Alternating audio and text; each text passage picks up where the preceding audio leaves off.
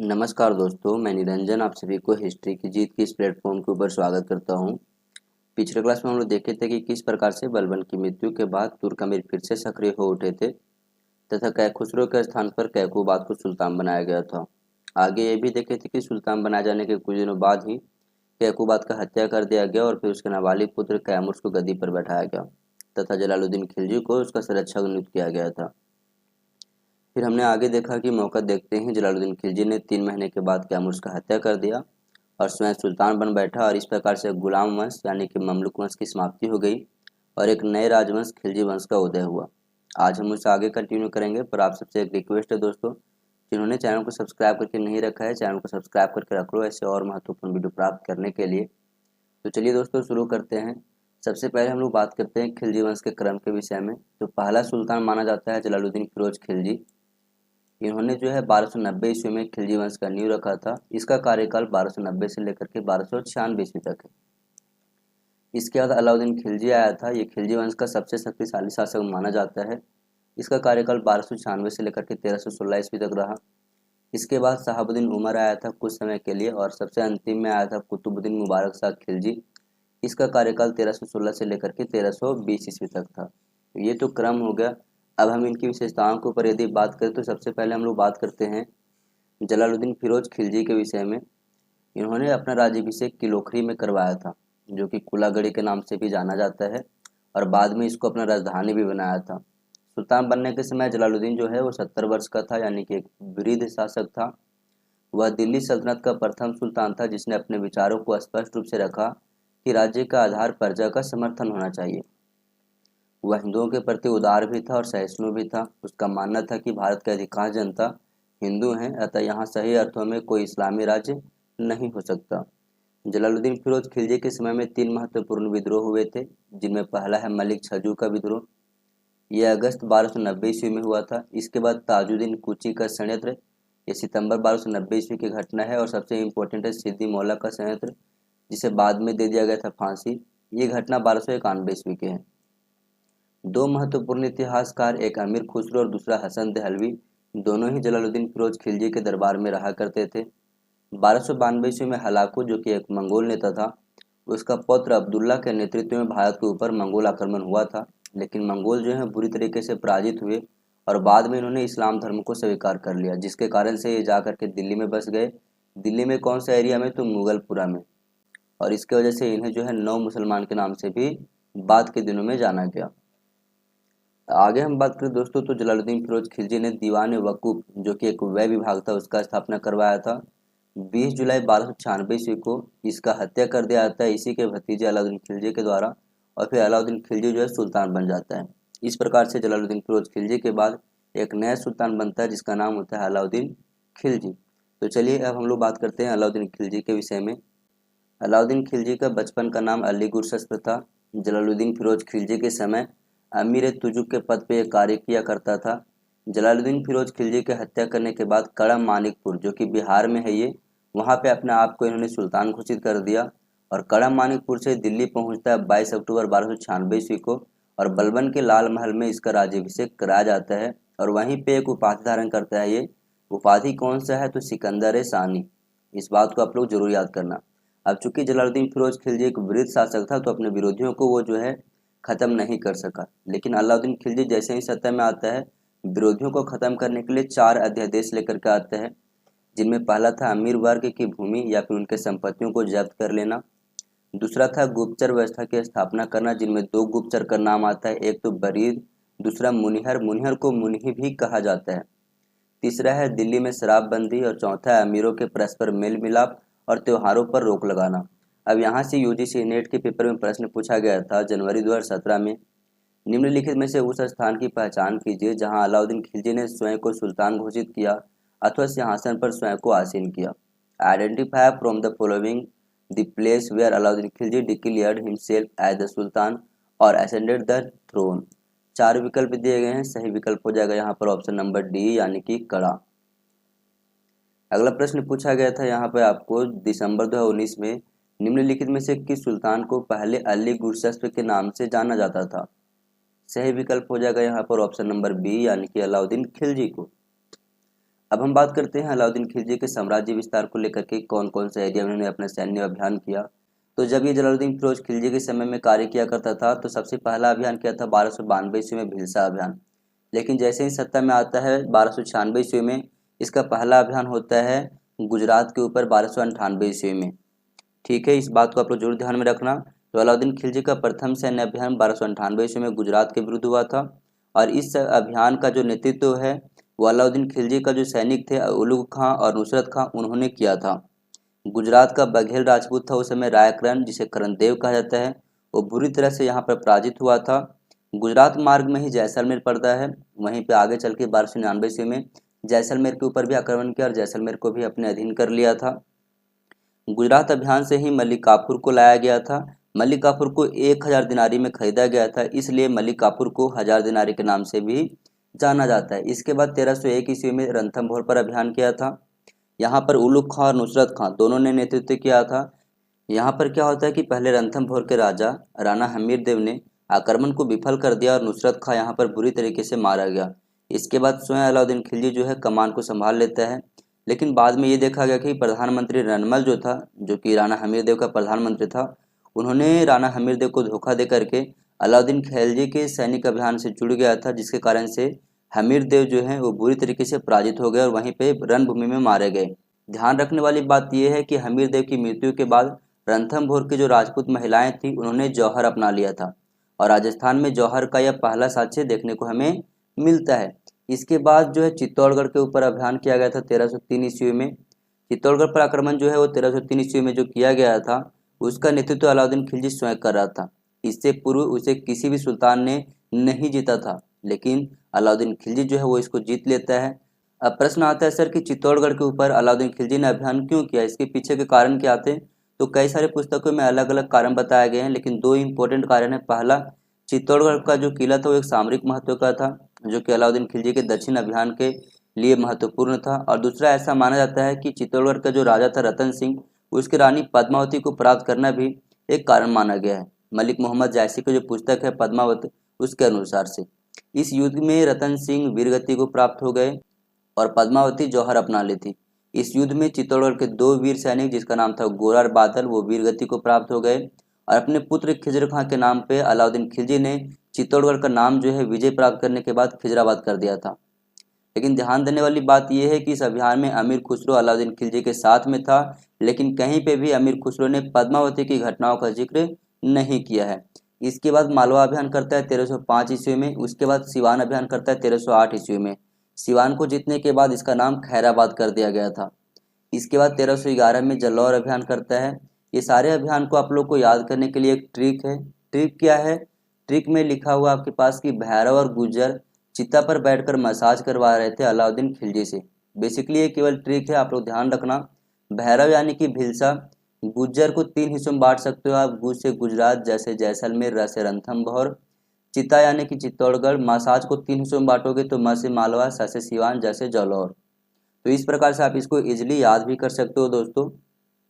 अब हम बात करते हैं दक्षिण भारत के अभियानों के विषय में। तो सबसे पहले उन्होंने देवगिरी के ऊपर अभियान किया था 24 मार्च 1307 ईस्वी में मलिक काफूर के नेतृत्व में। इस समय यहाँ का राजधानी देवगिरी था और शासक का नाम था रामचंद्र देव। इसके बाद तेलंगाना के ऊपर अभियान किया था 1308 ईस्वी में। यहाँ का राजधानी वारंगल था और शासक का नाम था प्रताप रुद्र देव।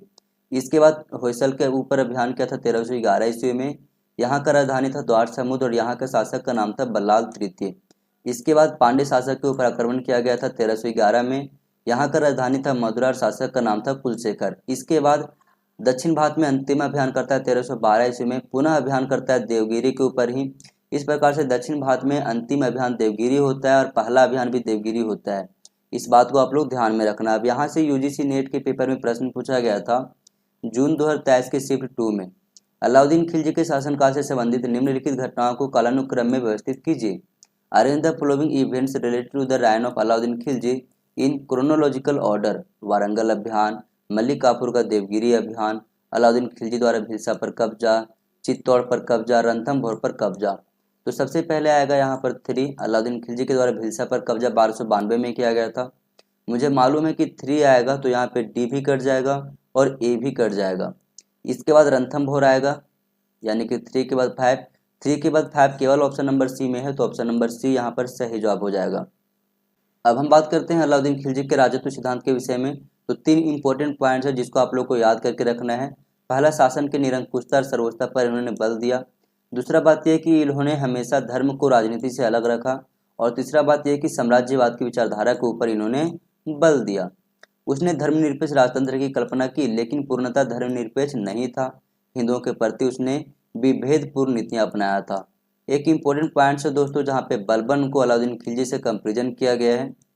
ये लिखा क्या है कि बलबन सुल्तान को पृथ्वी पर अल्लाह का प्रतिनिधि मानता था, लेकिन अलाउद्दीन खिलजी ने सुल्तान के लिए किसी धार्मिक सहारा को आवश्यक नहीं माना था। अब हम बात करते हैं कि अलाउद्दीन खिलजी के कार्यकाल में कौन कौन सी गतिविधियां की गई। तो वह सभी पदाधिकारियों की नियुक्ति स्वयं करता था और इसके सहायता के लिए कई सारे विभाग बनाए गए थे, जैसे कि दीवान विजारत जो कि वजीर या फिर कह सकते हो वित्त विभाग था और इसका ये हेड हुआ करता था। आरिज मुमालिक ये युद्ध मंत्री हुआ करता था, यानी कि सैन्य विभाग का सबसे सर्वोच्च अधिकारी था ये।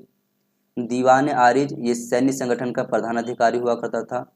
दबीब खास शाही आदेशों को तैयार करने वाला विभाग का अधिकारी हुआ करता था, उनमें भी ये सर्वोच्च अधिकारी हुआ करता था।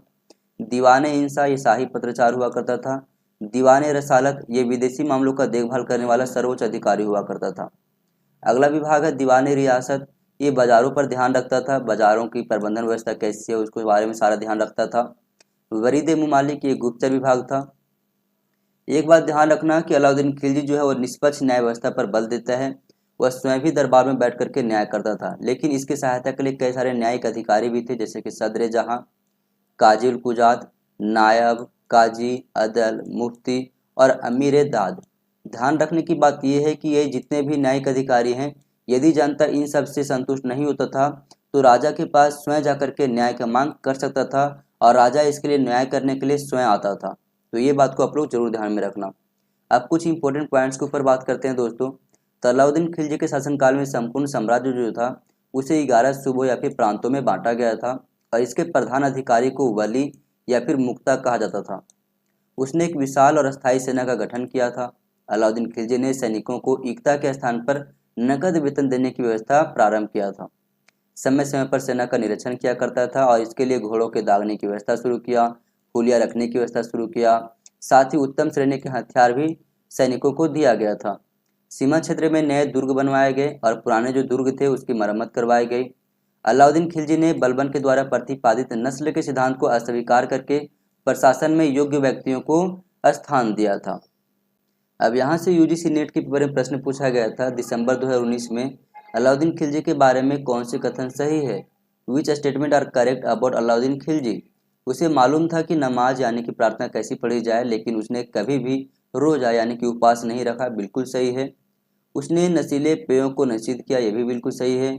उसने सरदारों को मनचाही संख्या में विवाह करने के लिए प्रेरित किया, नहीं, ये स्टेटमेंट गलत है।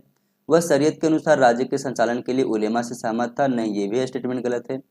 केवल आपका 1 और 2 सही है, 1 और 2 ऑप्शन नंबर बी में है, तो ऑप्शन नंबर बी यहाँ पर सही जवाब हो जाएगा। अगला प्रश्न पूछा गया था जनवरी 2017 में, निम्नलिखित में से किस शहर का नाम अलाउद्दीन खिलजी ने अपने बेटे खिज्र खान के नाम पर खिजराबाद रखा था? Which of the following city was named Khizrabad by Alauddin Khilji after his son Khizra Khan? Lakhnauti, Ranthambore, Chittor, Mandu. सही विकल्प हो जाएगा यहाँ पर चित्तौड़, यानी कि ऑप्शन नंबर 3। अगला प्रश्न है, जियाउद्दीन बर्नी उल्लेख करता है कि शराब पर प्रतिबंध के बावजूद नशेड़ी, व्यभिचारी और आयस लोग अपने घरों के भीतर भट्टियां बनाकर शराब तैयार करते थे, उसे पीते थे और गुप्त रूप से उसे ऊंचे दामों पर बेच देते थे। उपर्युक्त कथन में जियाउद्दीन बर्नी ने निम्नलिखित में से किस सुल्तान का जिक्र किया है जिसने अपने राज्य में शराब पीने और उसे बेचने पर पाबंदी लगा थी? तो सही विकल्प यहाँ पे हो जाएगा ऑप्शन नंबर 2, यानी कि अलाउद्दीन खिलजी।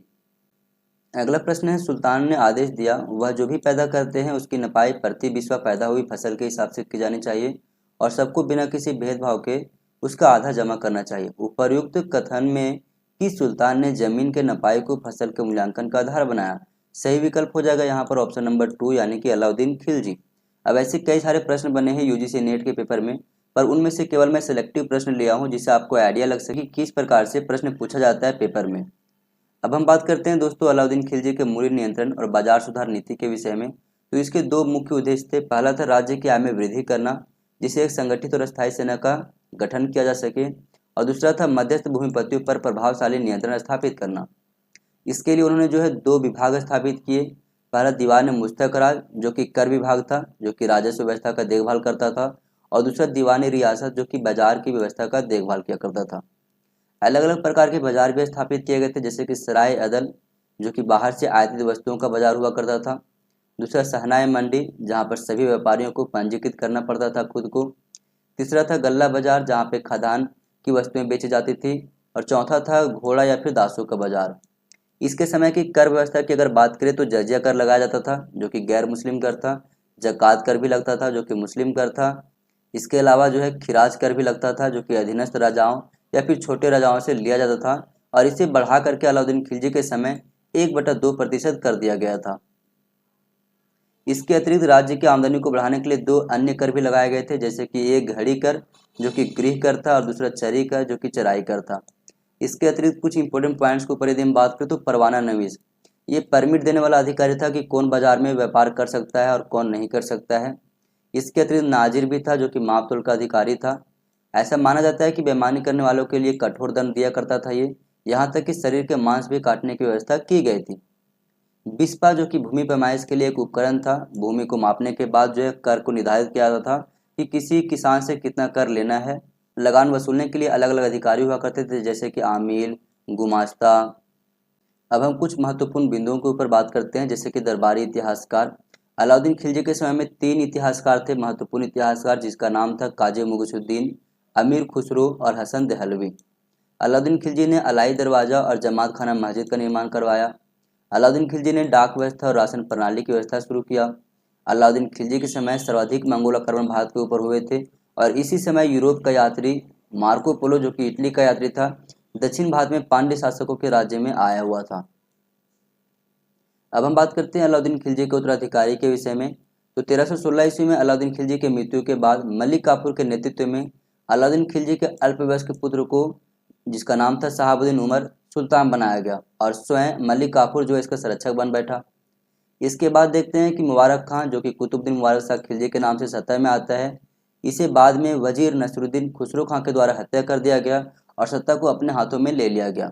अब चूंकि नसरुद्दीन खुसरो खां खिलजी वंश से नहीं था, जिसके कारण से दीपालपुर के सूबेदार गाजी मलिक तुगलक के नेतृत्व में अमीरों ने जो है विद्रोह कर दिया।